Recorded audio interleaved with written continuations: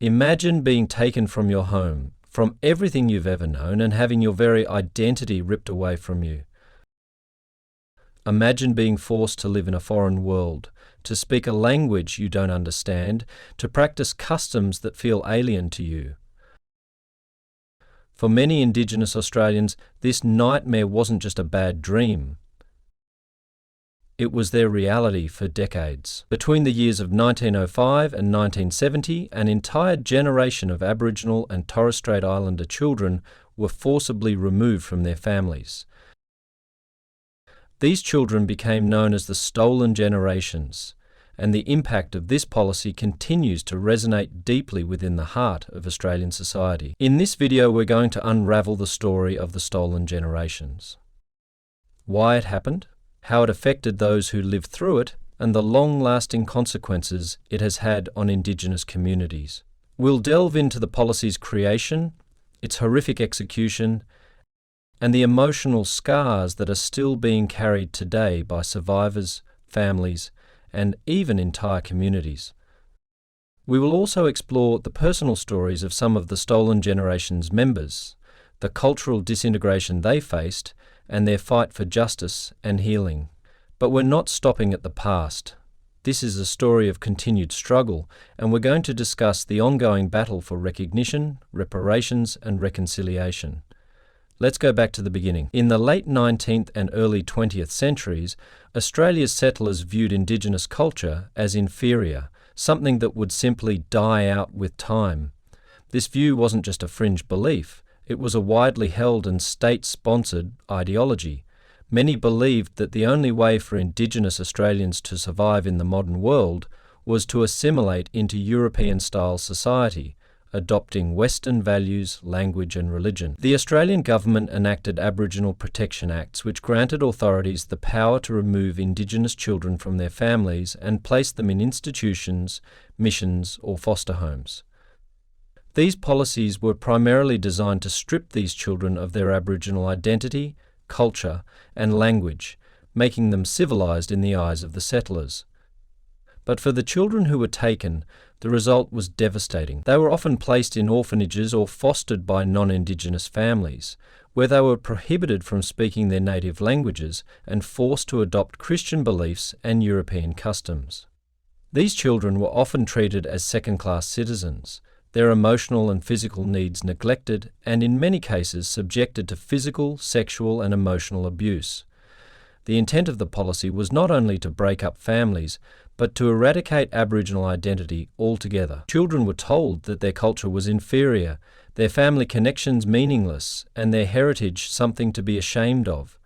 They were raised to believe they were not good enough to be part of their own people, often told they were better off in European society. The national policy of assimilation became institutionalised, backed by state governments and supported by many churches and social welfare organisations. For the Indigenous parents who fought to keep their children, they had no voice. They were told that their children were being taken for their own good, but nothing could have been further from the truth. This practice of forced removal continued until 1970, although its impact is still felt today. No one knows exactly how many children were taken, but estimates suggest that at least 100,000 children were forcibly removed from their families over the course of 60 years. These policies were enacted across Australia in every state and territory, affecting both Aboriginal and Torres Strait Islander children. Now let's bring it into a personal context. Imagine being one of the children who were taken from your home. No one prepared you for what was about to happen. One minute you're with your family and the next you're in a strange, unfamiliar place, often with no idea what's going on or why you were separated. Some of the survivors recall feeling like they were prisoners, constantly being told that their culture was something to be ashamed of, their heritage erased with every step. For example, Auntie Norma, a member of the Stolen Generations, was just 10 years old when she was taken. She was raised in a mission far from her family, with only a vague memory of her home. She recalls the pain of being separated from her mother and the lifelong grief she carried. She was never allowed to speak her language, and her Aboriginal roots were treated as though they were something dirty. As she grew up, the deep disconnection from her family and culture led to struggles with her identity. Auntie Norma, like so many others, had to live with the pain of being torn away from everything she knew without the support or understanding of the trauma she had endured.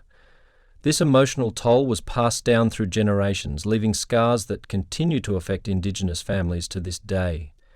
The first official recognition of the tragedy of the stolen generations didn't come until 1997. That's when the Bringing Them Home report was released, commissioned by the Australian government. This was the first time the full scope of the pain and suffering of the stolen generations was brought to light. The report documented the testimonies of over 800 stolen generation survivors, many of whom recounted the abuse, neglect, and forced assimilation they faced. It also confirmed that the removals were illegal in many cases and that they had caused irreparable harm to the children and families affected. Yet the report did more than just uncover the truth. It was a call for justice and reparations. It recommended compensation for the survivors and a formal apology from the government. However, the Australian government didn't immediately act on the report. It took more than a decade before the government issued a formal apology, and it wasn't until 2008 that then Prime Minister Kevin Rudd made the landmark apology to the stolen generations. The apology acknowledged the wrongdoings of the past, but many survivors still felt that it didn't go far enough. While the apology was a significant step, it was only the beginning. Survivors still face emotional and psychological scars that affect their ability to build healthy relationships, maintain stable lives, and reconnect with their cultural identity. Many survivors have struggled to reconnect with their families and communities, and many are still searching for their lost siblings and parents. In addition to the apology, there have been growing calls for reparations, not just financial compensation, but also investments in healing programs, mental health services, and cultural revitalisation initiatives. These are essential for addressing the long-lasting trauma that Indigenous Australians continue to face. But let's pause here and take a step back. The damage isn't just limited to those who lived through the stolen generations. It has permeated generations of families. The children of the children taken during this time have inherited the deep grief and cultural disconnection, and some even experience intergenerational trauma. The psychological scars of the stolen generations aren't just about pain, they're about identity loss. Many survivors and their families have spent years or even decades trying to rebuild their cultural connection. Struggling with feelings of alienation and displacement, reconnecting with heritage isn't easy when the very essence of that heritage was forcibly stripped away, and so we must ask ourselves, what does reconciliation look like in Australia today? Reconciliation is about more than just acknowledging the past. It's about understanding that the future is intertwined with the healing process. It's about the Australian government and society actively engaging in the restoration of cultural dignity for Indigenous peoples, while addressing the ongoing socio-economic disadvantage they face. In recent years, there have been more efforts from both grassroots organisations and the government to address the wounds left by the stolen generations.